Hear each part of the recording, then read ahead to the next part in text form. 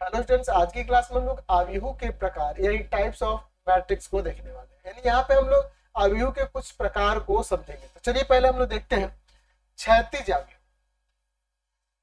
क्षैतिज आव्यूह यानी कि हॉरिजॉन्टल मैट्रिक्स। क्या होता है हॉरिजॉन्टल मैट्रिक्स? देखिए, ऐसा आव्यूह जिसमें पंक्तियों की संख्या स्तंभों की संख्या से कम, पंक्तियों की संख्या स्तंभों की संख्या से कम। जैसे मैं मान लो यहाँ पे ले लेता हूँ 2 3 4 5 1 6। तो देखिए इसमें रो कितने हैं? तो 2 गो रो है और 3 गो कॉलम है। तो पंक्तियों की संख्या स्तंभों की संख्या से कम है ना जी, तो इसलिए इसको क्या कहेंगे जी? क्षैतिज आव्यूह। उसी तरह से हम लोग यहाँ पर बात करेंगे उदग्र आव्यूह। उदग्र आव्यूह यानी कि वर्टिकल मैट्रिक्स। तो देखिए इसके जस्ट अपोजिट, अगर मान लीजिए यहाँ पे भी एक मैट्रिक्स लिखते हैं, कहते हैं कि इसमें पंक्तियों की संख्या स्तंभों की संख्या से अधिक है। ठीक है, 3 गो रो है और 2 गो कॉलम है। तो पंक्तियों की संख्या क्या है? स्तंभों की संख्या से अधिक है, इसलिए इसको क्या कहेंगे? उदग्र आव्यूह। उसी तरह से हम लोग बात करेंगे पंक्ति आव्यूह। क्या होता है पंक्ति आव्यूह? यानी कि रॉ मैट्रिक्स।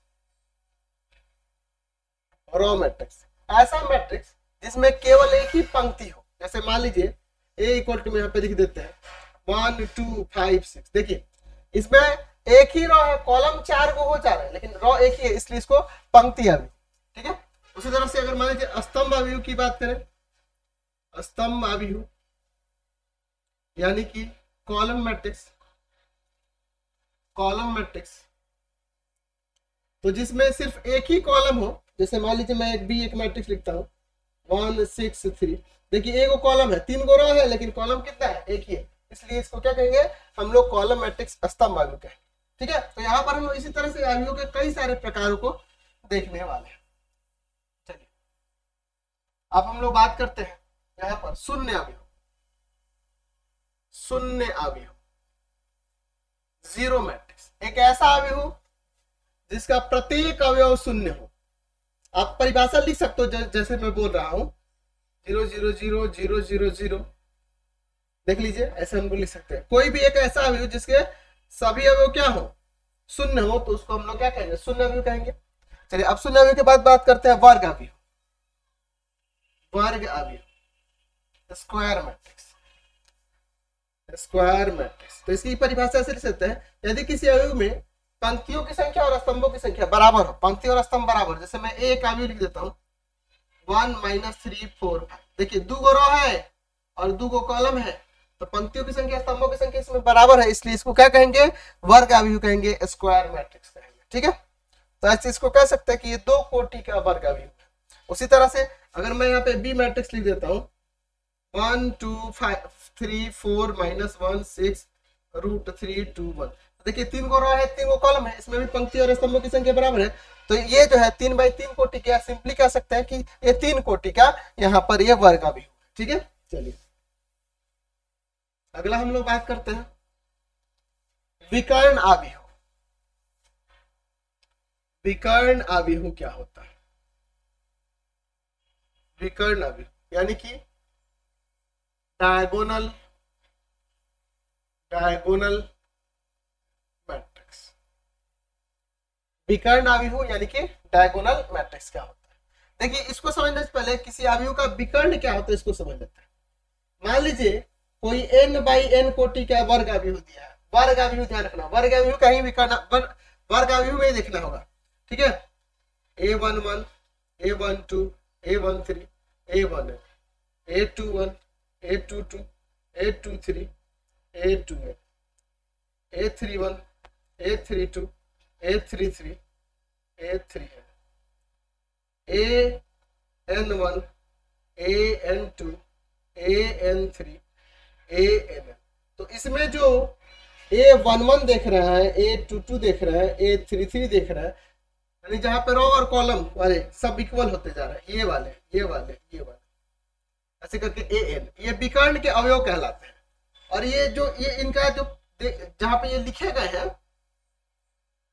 ये जो जहां पे लिखे गए हैं उसी को सीधे में अगर कोई लकीर खींचते हैं तो इसका विकर्ण कहलाएगा, है ना, डायगोनल कहलाएगा, तिरछा। ये यही मुख्य विकर्ण कहलाएगा, इसको नहीं, इसको ही विकर्ण लेकर चलेंगे, ठीक है। तो ये विकर्ण आव्यूह के ये विकर्ण हो, ठीक है। तो ये आव्यूह का विकर्ण समझ में आ गया क्या होता है। तो विकर्ण आव्यूह क्या होता है, तो यदि किसी वर्ग आव्यूह के विकर्ण वाले अवयव को छोड़कर बाकी सभी अवयव शून्य हो तो उसे हम लोग विकर्ण आव्यूह कहते हैं। जैसे अगर मान लीजिए बी एक मैट्रिक्स लेते हैं 1 0 0 0 2 0 0 0 -3, तो देखिए विकर्ण मुख्य विकर्ण को छोड़कर बाकी सब अवयव शून्य है, इसलिए एक ऐसा अवयव है विकर्ण है। तो इसको ऐसे भी लिख सकते हैं, डायगोनल मैट्रिक्स है तो इसको ऐसे रिप्रेजेंट कर सकते हैं, यानी कि ये 3x3 कोटि क्या है, विकर्ण वाले अवयव को छोड़कर बाकी सब शून्य है। आप कहोगे सर क्या विकर्ण का भी कोई अवयव शून्य हो सकता है, कोई दिक्कत नहीं उसे। 1 0 0 0 0 0 0 0 -3, देखिए यहाँ पे 0 हमने कर दिया तो उससे कोई फर्क नहीं पड़ेगा, है ना जी। हमें विकर्ण वाले अवयव में से कोई एक 0 भी हो जाएगा तो उससे कोई दिक्कत नहीं, बाकी सब 0 होना चाहिए, उसके बारे में आप सोचेंगे, ठीक है ना जी। चलिए विकर्ण आव्यूह समझ गए, तो वर्ग आव्यूह को ही देखकर हम लोग इसमें समझेंगे, ठीक है ना जी। और किसी के लिए विकर्ण आव्यूह नहीं हो सकता, ठीक है। यहाँ पर इसका मतलब कि जो विकर्ण आव्यूह होता है उसे आप वर्ग आव्यूह भी कह सकते हैं। देख रहे हैं 3x3 कोटि का ही है, तो ध्यान रखना है इसमें परिभाषा ही मैंने बताया कि एक ऐसा वर्ग आव्यूह, ऐसा वर्ग यानी कि एक वर्ग आव्यूह भी होता है। चलिए अब उसके बाद हम लोग यहाँ पर लिख सकते हैं अदिश आव्यूह, ठीक है ना जी, स्केलर मैट्रिक्स, ठीक है। एक ऐसा विकर्ण आव्यूह जिसके विकर्ण वाले अवयव सब इकाई हो, सब सेम समान हो, सॉरी, उसको अदिश आव्यूह कहेंगे। जैसे मैं एक मैट्रिक्स लेता हूँ 2 0 0 0 2 0 0 0 2, तो देखिए इसके ये एक विकर्ण आव्यूह है जिसके विकर्ण वाले सभी अवयव क्या है, समान है, सेम है, तो इसलिए इसको क्या कहेंगे, अदिश आव्यूह, स्केलर मैट्रिक्स कहेंगे। अच्छा अब इसके बाद इकाई आव्यूह, इकाई आव्यूह यानी कि यूनिट मैट्रिक्स, या फिर हम लोग इसे आइडेंटिटी मैट्रिक्स भी कह सकते हैं। आइडेंटिटी मैट्रिक्स क्या होता है, तो एक ऐसा अदिश आव्यूह जिसके विकर्ण वाले अवयव जो है ना यूनिटी हो, 1 1 1 हो, ये 3x3 कोटि का हो, जिस जनरली हम लोग इसको आई से डिनोट करते हैं, या 3 लिख देंगे, 3x3 कोटि का है ये, इसलिए नहीं भी लिखेंगे तो कोई दिक्कत नहीं है। मतलब विकर्ण वाले अवयव जो होंगे ना जी वो 1 होंगे, बाकी सब 0 हो। तो एक ऐसा विकर्ण आव्यूह या एक ऐसा अदिश आव्यूह जिसके विकर्ण वाले सभी अवयव 1 1 1 1 1 हो, तो यहाँ पे हम लोग कह सकते हैं कि एक इकाई आव्यूह अदिश आव्यूह भी हो सकता है, इसको आप विकर्ण आव्यूह भी कह सकते हैं, इसको आप वर्ग आव्यूह भी कह सकते हैं। अदिश आव्यूह को आप अदिश आव्यूह भी कह सकते हैं, विकर्ण आव्यूह भी कह सकते हैं और वर्ग आव्यूह भी कह सकते हैं। विकर्ण आव्यूह को विकर्ण आव्यूह के साथ साथ इसे वर्ग आव्यूह भी हम लोग कह सकते हैं, ठीक है ना जी। और भी कुछ प्रकार है, चलिए उनको भी देख लेते हैं, ठीक है ना जी। चलिए अब हम लोग बात करते हैं, ठीक है, त्रिभुजाकार आव्यूह क्या होते हैं, ठीक है ना जी। त्रिभुजाकार आव्यूह, और यहाँ पर लिख लेते हैं त्रिभुजाकार आव्यूह, 2 ही और प्रकार बचे हैं।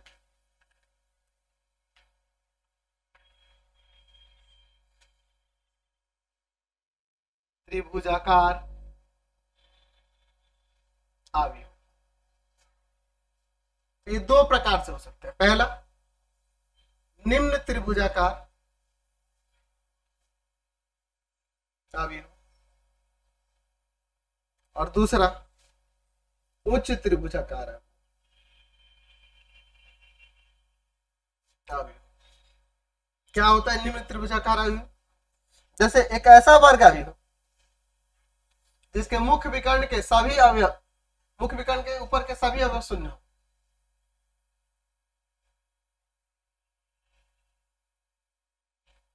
अच्छा इसमें से भी कोई 0 होगा तो कोई दिक्कत नहीं है, बस इसके विकर्ण मुख्य विकर्ण के ऊपर आपको देखना है कि सभी अवयव शून्य होना चाहिए, तो उसे निम्न त्रिभुजाकार आव्यूह, क्योंकि नीचे की तरफ त्रिभुज बन जा रहा है और उस त्रिभुजाकार आव्यूह में जस्ट इसका उल्टा, जैसे कोई बी मैट्रिक्स ले लेते हैं मान लीजिए मैं लिख देता हूँ 1 2 5 0 3 0 4 सॉरी त्रिभुज का 0 0 -3 जैसा। देखो यहाँ पे देखिए उस त्रिभुजाकार ऊपर की तरफ एक त्रिभुज जैसा बन रहा है, नीचे 0 0। तो मुख्य विकर्ण के नीचे अगर सभी अवयव शून्य हो तो उच्च त्रिभुजाकार अवयव, और ऊपर के सभी अवयव शून्य हो तो उसे निम्न त्रिभुजाकार अवयव। ठीक है, अब बात करते हैं तुलनीय अवयव क्या होता है। तुलनीय अवयव, तुलनीय अवयव, कंपैरेबल मैट्रिक्स।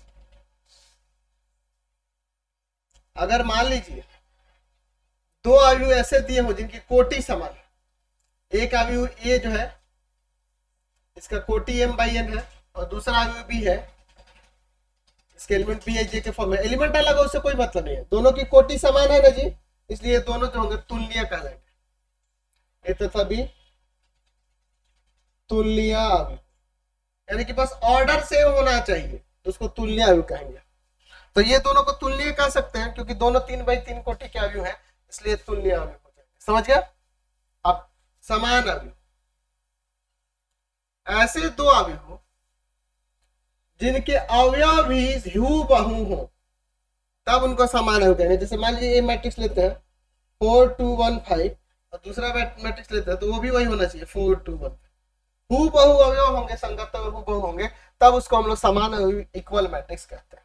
यही परिभाषाएं थी, इन सबको ध्यान में रखेंगे और इससे रिलेटेड आगे हम लोग एक्सरसाइज में बहुत सारी चीजें को देखने वाले हैं। आपको क्या करना होगा, प्ले स्टोर से हमारा एप्लीकेशन पढ़ाई.ऑनलाइन रविकांत सर के नाम से इसको डाउनलोड कर लेंगे और वहां पे जाके हमारे पेड कोर्सेस को ज्वाइन करेंगे और अपनी पढ़ाई को बेहतर करेंगे। इनकी सभी की परिभाषा के लिए हम लोग वेबसाइट पे दिए हुए रविकांत सर.in पे, वहां पे जाके इसके नोट्स को डाउनलोड कर सकते हैं और उन्हें पढ़ सकते हैं। फिलहाल आज की क्लास में इतना है।